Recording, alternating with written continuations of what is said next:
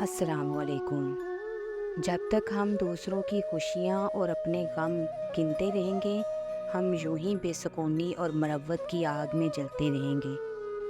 مرد اپنی ہی حرکتوں کی وجہ سے دل سے اترتا ہے اور نظروں سے بھی، ورنہ تو کوئی بھی عورت اپنے ماتھر پر مشرک بیوی لکھوانا نہیں چاہتی۔ زندگی کی سب سے بڑی فتح اللہ عز و جل کی خاطر اپنے نفس پر قابو پا لینا ہے۔ سب سے زیادہ آسان کام اور بہت زیادہ نفع بخش عادت ہے خاموشی۔ شخصیت بن کر جیو، شخص بن کر نہیں، کیونکہ شخص تو خاک ہو جاتے ہیں لیکن شخصیت زندہ رہتی ہے۔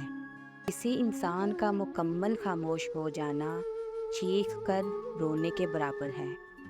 دونوں معاملات میں انسان بے بس ہے، غم سے بھاگ نہیں سکتا اور نہ ہی پیسے سے خوشیاں خرید سکتا ہے۔